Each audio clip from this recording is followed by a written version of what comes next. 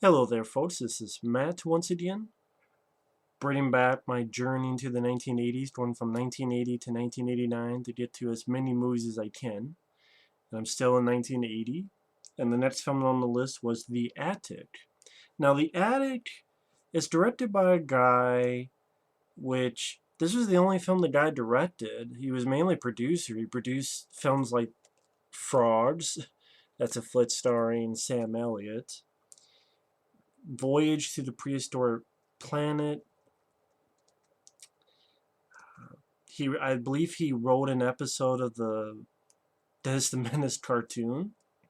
And the guy's name is George Edwards. And I didn't think this was a bad film. It's a one-time watch, but not bad enough for him to never get to direct again. But I guess this film didn't do anything. It stars Carrie Snodgress, who she was the woman that, from what I read, Sylvester Stallone actually wanted for Adrian and Rocky, but she said no, so he got Talia Shire.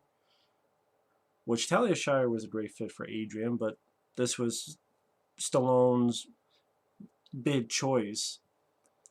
And it also stars Ray Milland, who definitely an older actor, even at the time. And this is listed as a horror film, but I would not call this a horror film. I mean, even on Wikipedia it says horror thriller. I would call this more of a drama, heartbreaker, psychological drama. And I can see why, well, actually, I've never heard this, but calling a horror film and the cover can be misleading. I say that if you look at the cover of the VHS, there is a monkey with symbols. There is a monkey in it, but it's not a killer monkey. It's not like Shakma or Monkey Shines or Link. I would say I like those more than this, but those are more horror films. There is a monkey in it, but it's just a pet that the main character gets for a short time. But you have the monkey symbols, which reminds me of the cover of a later George Romero film called Monkey Shines. And there's like blood, and it's not a body count movie. It's not a gore movie. It's more of a drama of just this woman who definitely feels sorry for, who is under the thumb of this asshole, verbally abusive father in a wheelchair, played by Ray Milland. And it's mainly just about her day-to-day life, her daydreaming, once in a while daydreaming on how she wants to get rid of her father. One daydream involves poison, another daydream involves other stuff. But mainly it's a movie about this woman who is just stuck in a rut, stuck in the shitter, and it is a bit of a heartbreaker movie. And the film, I don't even know it's out on DVD. I had to find it online to watch. But it's one of those movies that it's a one-time watch for me. I liked it for what it was. I did not hate the film. This is not a rant. But even if it did come out on DVD or Blu-ray, I would never need or want to buy it. It was a one-time watch. It was well acted, and the story was told sufficiently enough. There's some nice little shots the director puts up, or at least ideas, shots, however you want to call it. For example, this woman is a daydreamer. She wants to escape out of this rut she's in. So she's walking by and she sees a Hawaii poster by travel agency. And the director has the framing where her reflection on this window glass, her reflection sort of fits into the poster of Hawaii. And we, as the viewer, look at it and go, yep, that's the closest she'll ever get to it. So, and it did its job where I did feel sorry for this main character, played by Carrie Snodgress, who is no longer with us. She passed away in 2004. That's too bad. I think the director, pretty much almost everyone with this film passed away. Yeah, the director passed away in 1991. Ray Milland, who plays the father, the asshole, he did a good job for definitely a guy you want to hate.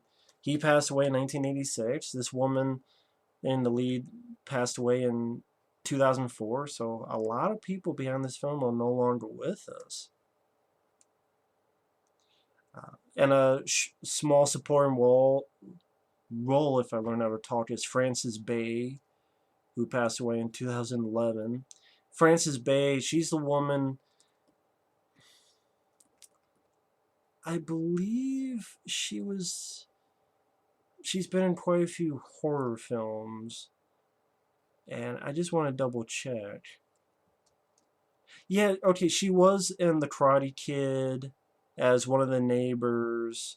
She was in Happy Gilmore. I know some horror films as well, but I just want to make sure, is she the girl in Happy Gilmore who was his mom or his grandma? I believe that's the case, yeah.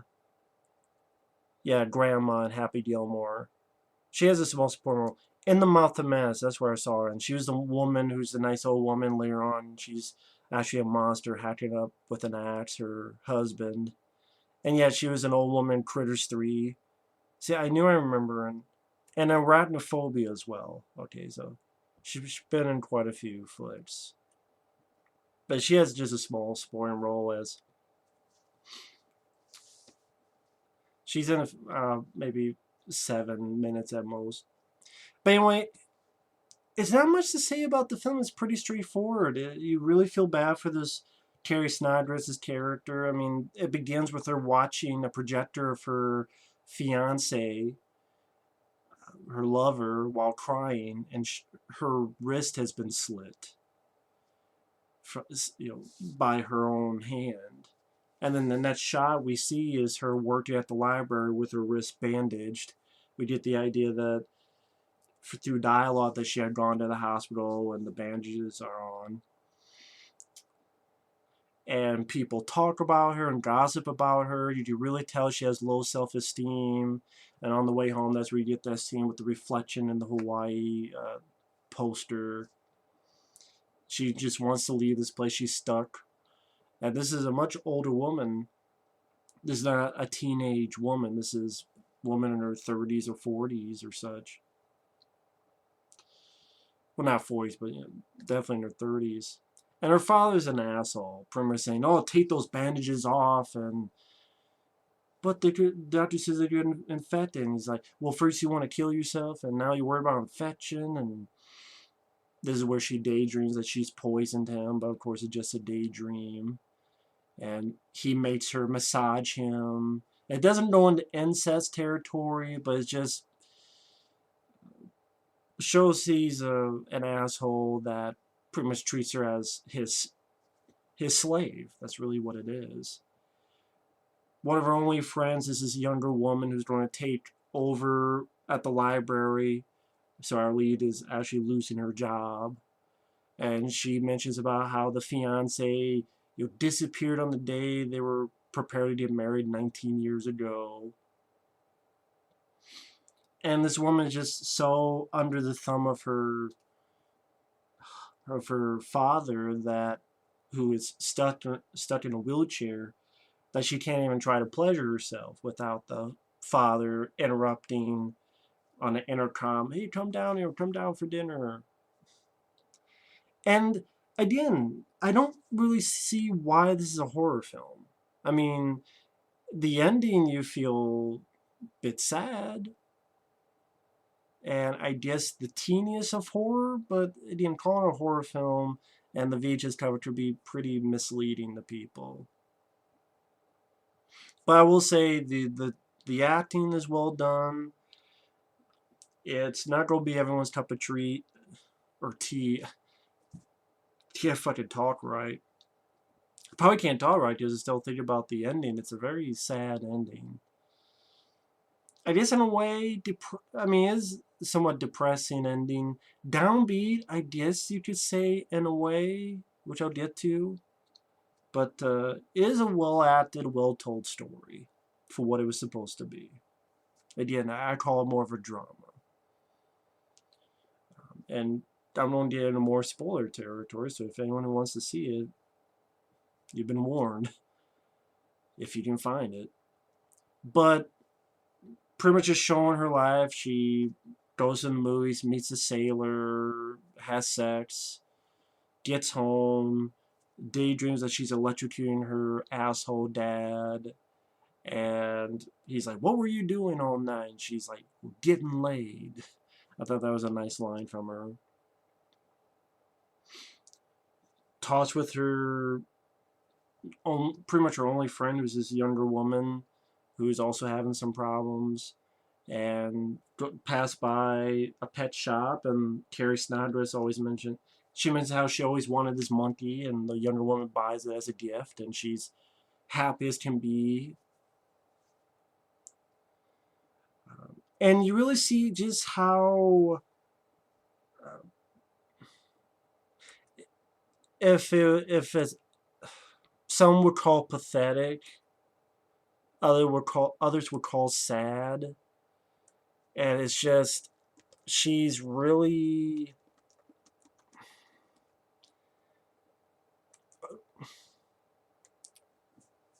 for example, she calls this guy who's sort of a cop, sort of not, still asking about her missing fiance, even though it was 19 years ago. And you tell the guy on the phone, it's like, well, ma'am, hey, you've called so many times.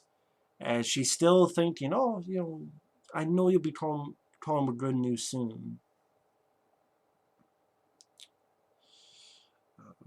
And has a picnic with her friend.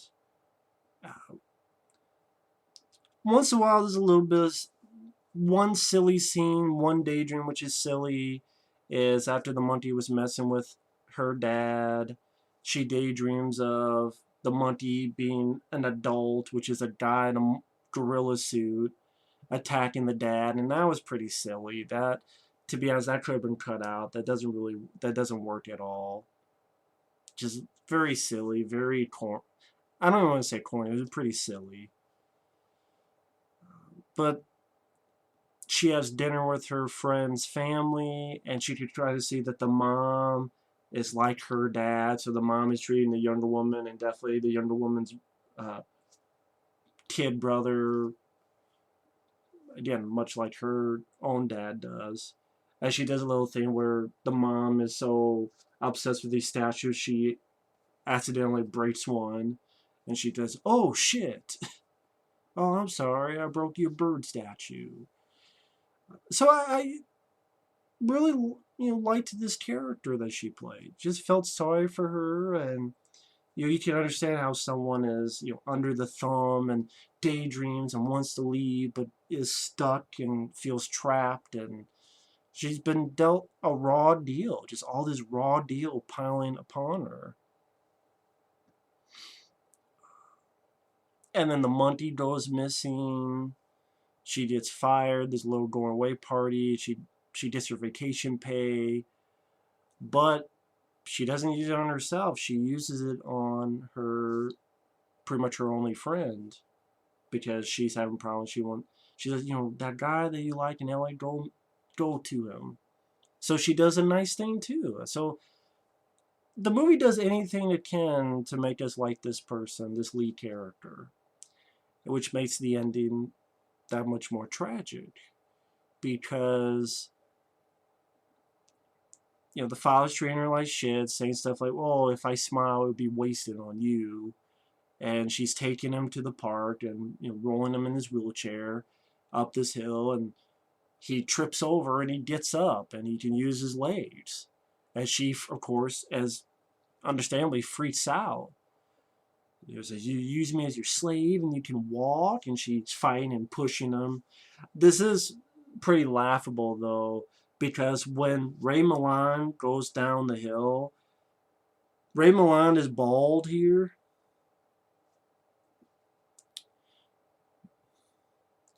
Um, I mean, hell, I shaved everything, so especially with the way the weather is now, it's global warming. So don't have to worry about cold anymore. So yeah, just shave it all off. But yeah, he's bald here. But the guy who falls down has a full set of hair and is a completely different guy. So it didn't. I will say it did make me chuckle. I was like, what the fuck? who's that guy?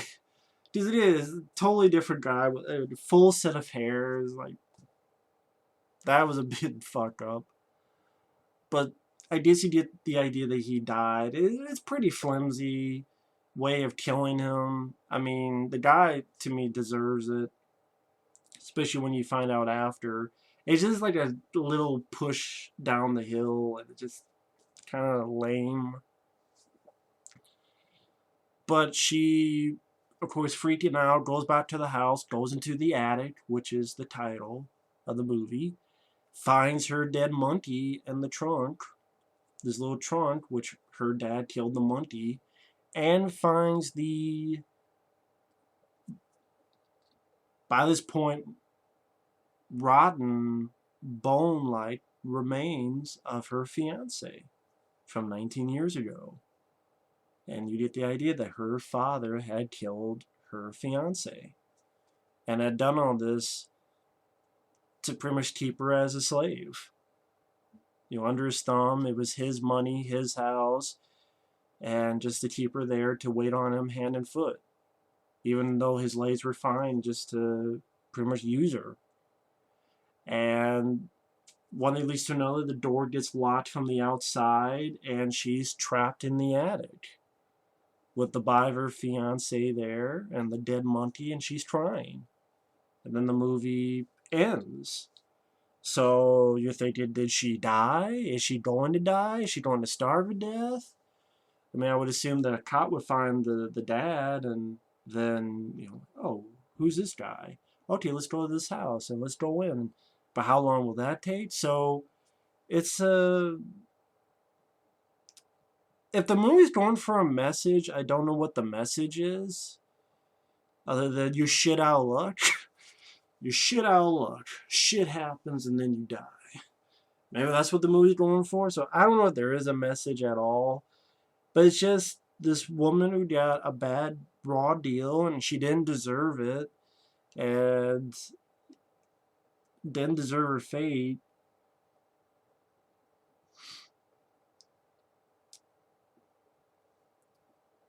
But yeah, just sort of this woman who. See, that's the thing. I mean, other than, you know, the one goofy daydream with the man in a gorilla suit and the sort of lame kill of this guy that you wanted decked in the face, that you want his character to get it good and he doesn't get it good, and then this obvious stunt double falls down in a flimsy way, and then you get an ending that just doesn't really make it rewatchable. It's like, oh, she's up shit creek and she's trapped in the attic and from the outside, and there's like boards on that she can't get out, and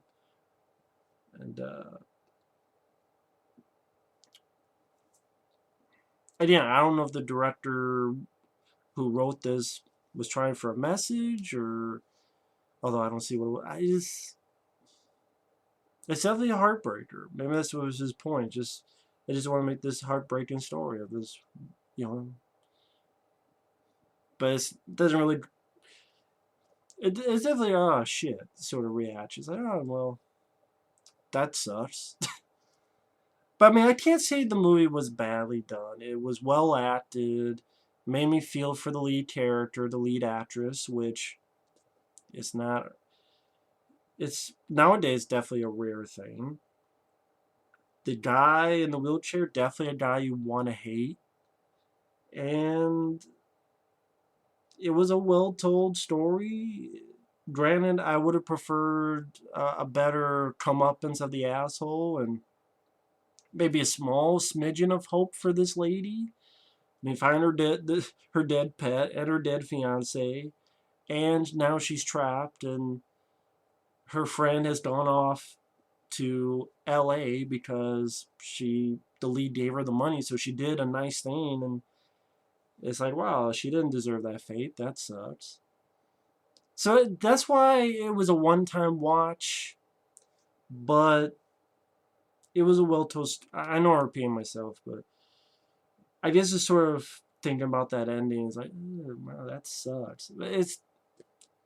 That's why the one of the only words I could think of is heartbreaker. It's definitely a heartbreaker of a flick. But yeah, I don't know why this is in the horror section. Like back in the day, I remember this, and back in the day in video stores, I never rented it, but this was in the horror section. It's not a horror film. It is a drama. I mean, it's not about a woman who goes killing people with a knife, or she goes crazy because what's happened, and she's strangling people. And I, technically, you get 3 deaths: the father who deserved it, the monkey from the dad, and then the dead fiance from 19 years ago from the dad. That's it. So either way, I don't know what more to say about The Attic. It is what it is.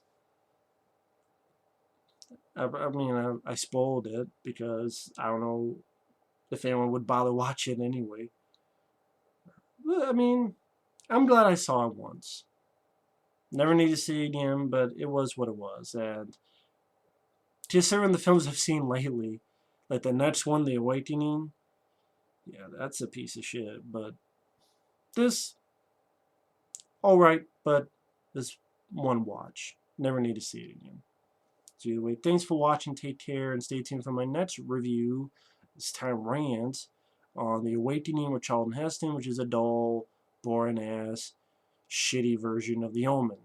Egyptian style. See you later.